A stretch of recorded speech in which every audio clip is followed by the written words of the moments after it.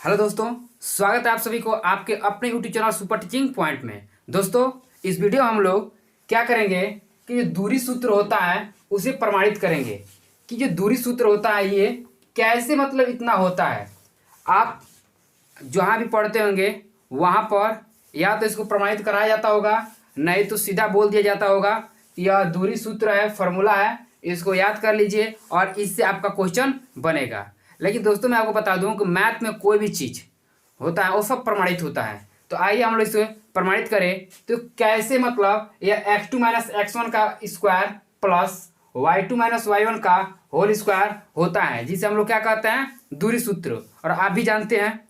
तो कैसे प्रमाणित करेंगे, तो बड़ा सिंपल सा लॉजिक है इसका समझने का। देखिए दोस्तों, सबसे पहले मैं आपको बता दूं कि जब भी आप निर्देशांक ज्यामिति में किसी भी बिंदु को लिखते हैं, जब भी आप निर्देशांक ज्यामिति में किसी भी बिंदु को लिखते हैं तो सबसे पहले आप x वाले बिंदु को लेते हैं, उसके बाद आप किसको लेते हैं, y वाला बिंदु को। बात समझ रहे ना। यानी कहने का मतलब इसको तो मैं बता दूं, मान लीजिए यहाँ पर कोई बिंदु हो, यहाँ पर तो आप सबसे पहले किसको लेंगे, तो सबसे पहले आप यहाँ का जो मान होगा ना, मान लीजिए यहाँ पर आपका 1 है, यहाँ पर मान लीजिए 3 है, ठीक है ना। तो सबसे पहले आप इसको क्या करेंगे, यहाँ पर भरने के लिए सबसे पहले आप 1 को लिखते हैं, उसके बाद आप 3 को लिखते हैं। यानी कहने का मेरा मतलब है कि निर्देशांक ज्यामिति में किसी भी बिंदु को लिखते हैं आप, तो सबसे पहले आप x वाले बिंदु को लेते हैं, उसके बाद आप y वाले बिंदु को लेते हैं। तो बात समझ रहे हैं मेरा। चलिए, इससे तो कोई मतलब नहीं है, प्रमाणित करना है तो इससे कोई मतलब नहीं है आपको। मैं आपको सीधा बताऊं, दूरी सूत्र का मतलब ही होता है दो बिंदुओं का बीच की दूरी निकालना। तो मैंने यहाँ पे एक बिंदु लिया P, और P का जो बिंदु है x1 है, y1 है, ठीक है ना। और यहाँ पे एक बिंदु लिया Q, जिसका बिंदु क्या है, x2 है और y2 है, ठीक है ना। तो ध्यान सोचिए, मैंने इसका x1 क्यों कहा, तो क्योंकि यह पहले यहाँ पर आ रहा है ना, इसलिए x1। और इसको x2 क्यों बोला, क्योंकि यहाँ पर आ रहा है, ध्यान दीजिए, यहाँ मेरा यहाँ पर आ रहा है, मतलब इसके बाद आ रहा है, इसलिए इसको x2। ये y2 इसलिए हुआ क्योंकि यह बाद में मिल रहा है, ये y1 इसलिए हुआ कि यह पहले मिल रहा है। बात समझ रहे हैं।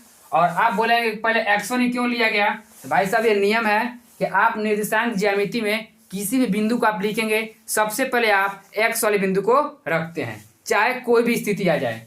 तो यहाँ भी x1 पहले है, यहाँ भी x2 पहले है। अब बात होती है कि कैसे प्रूव करें। तो मैं आपको बता दूं दोस्तों, पाइथागोरस प्रमेय आपको याद है, पाइथागोरस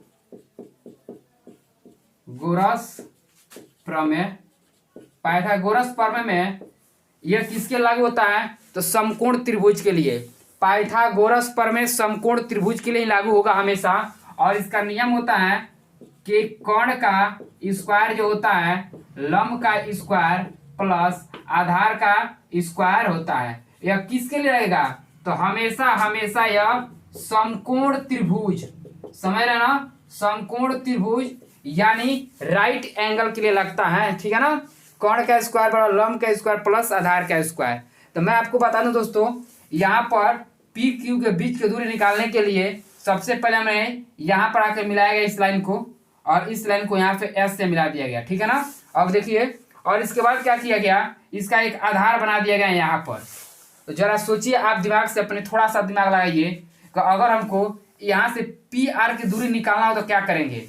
तो आपको मालूम दोस्तों कि यहाँ से और यहाँ तक क्या है यह, तो यह x2 है, नहीं है, यह x2 है कि नहीं है। तो यहाँ देखिए, यहाँ से यहाँ तक यह x2 है, और यहाँ से यहाँ तक यह क्या है, तो x1 है। तो अगर हमको बीच वाला केवल दूरी निकालना होगा, तो हम यहाँ से यहाँ तक जो आया है दूरी, इसमें से केवल यहाँ से यहाँ तक, सॉरी ये y1 x1 है ना, यहाँ से यहाँ तक दूरी को घटा देंगे तो क्या है, बीच वाला नहीं निकलेगा। बात समझ रहे हो यार। यहाँ से यहाँ तक दूरी आपका x2 है, x2 है, दिखाई दे रहा ना, यह x2 वाला है।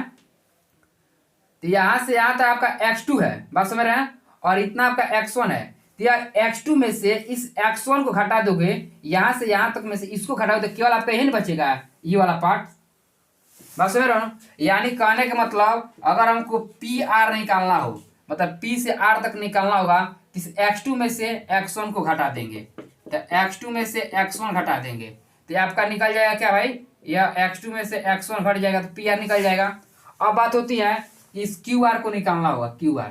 अगर क्यू आर को निकालना हुआ तो थोड़ा देखिए ध्यान से, क्यू से लेकर टी तक ये आपका क्या है भाई, तो वाई वाला पार्ट से ना, तो y2 है। क्यू से लेकर टी का क्या है आपका, y2 है। पूरा लंबाई क्या आपका y2 है। जबकि यहाँ पे देखिए यहाँ तक आपका y1 है कि नहीं, देखिए यहाँ तक y1 है, इसका मतलब क्या यहाँ तक नहीं होगा, ये आपका y1 है, इतना इतना आपका y1 है। मतलब r से लेकर t तक क्या है y1 है, जबकि t से लेकर q तक क्या है y2 है।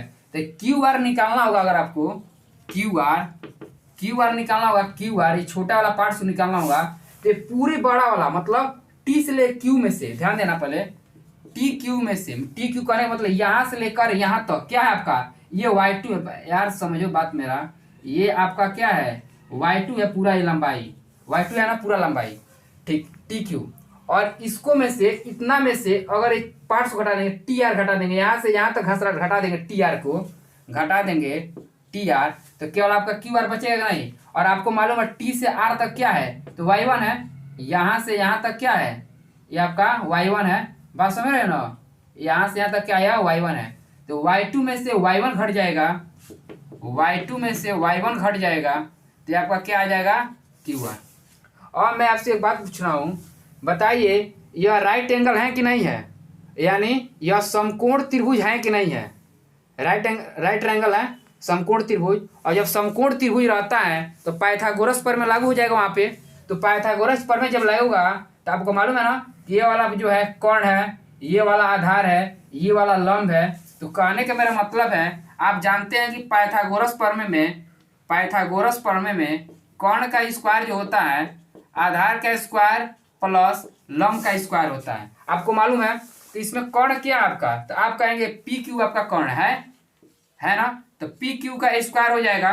और आधार आपका क्या है, तो पी आर है, तो पी आर का स्क्वायर हो जाएगा प्लस लंब क्या भाई, तो आपका क्यू आर है ना, तो क्यू आर का स्क्वायर हो जाएगा। अब बताइए पी आर का मान कहीं मिला आपको, तो x2 माइनस x1 मिला है, तो x2 माइनस x1 का क्या स्क्वायर नहीं हो जाएगा प्लस क्यू आर का वैल्यू क्या मिला आपको y2 माइनस y1, क्या y2 माइनस y1 का होल स्क्वायर नहीं हो जाएगा। और यहाँ पर ध्यान देना मेरे दोस्तों, यहाँ पर पी क्यू का स्क्वायर है।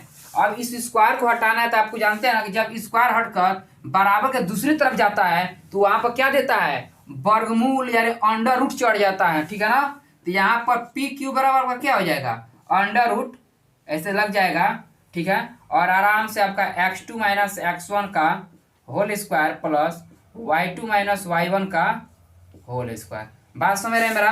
अब आप कहेंगे कि जब वर्गमूल लगता है तो भाई यहाँ पर प्लस माइनस दोनों चिन्ह रखता है। एक बात याद रखना, जब भी रूट लगता है तो वहाँ पर प्लस और माइनस दोनों चिन्ह रहता है। लेकिन दोस्तों मैंने यहाँ पर क्या निकाला है, ये है हमारा दूरी सूत्र। क्या कभी दूरी निगेटिव होता है, प्लस माइनस कहने का मतलब हुआ कि एक बार ये प्लस में होगा, एक बार आपका माइनस में होगा। लेकिन क्या दूरी कभी निगेटिव में होता है, मतलब माइनस में कभी होता है, कभी नहीं होगा। अगर मैंने आपसे बोल दिया कि भाई साहब आप -9 मीटर लंबाई मापिए, आप माप सकते हैं -9 मीटर, कभी नहीं मापेंगे यार। -9 मीटर कैसे माप सकते हैं, कभी नहीं हो सकता। दूरी हमेशा जब भी होगा आपका पॉजिटिव होता है, मतलब प्लस होता है। +9 कहेंगे तो आप +9 मीटर लंबा नाप सकते हैं, लेकिन -9 कहेंगे तो कहाँ जाएंगे नापते आप, माइनस में कहाँ जाएंगे, पीछे जाएंगे तभी आपकी लंबाई होगी, तो पॉजिटिव होगा वहाँ पे, तो हो ही नहीं सकता। तो दूरी हमेशा आपका क्या होता है, पॉजिटिव होता है। इसलिए दोस्तों यहाँ पर जो होगा माइनस नहीं होगा, जबकि नियम यही है कि जब रूट लगता है तो प्लस माइनस दोनों होता है, ये नियम है। लेकिन यह क्या है कि दूरी है, इसलिए दूरी हमेशा क्या होता है, पॉजिटिव होता है। और आप यहाँ पर लिख सकते हैं दूरी हमेशा क्या होता है, हमेशा धनात्मक होता है, धनात्मक होता है। दूरी हमेशा क्या होता है, धनात्मक होता है। इसलिए पी क्यू बराबर x2 माइनस x1 का whole square plus y2 minus y1 का होल स्क्वायर आपका हो जाएगा। यही ना है पी क्यू, क्या भाई दूरी है, इसको क्या कहते हैं, इसको आप दूरी भी तो कह सकते हो, क्या दूरी नहीं कर सकते हैं, इसको दूरी कह देंगे। तो यही ना प्रमाणित करना था दोस्तों, तो हो गया प्रूफ।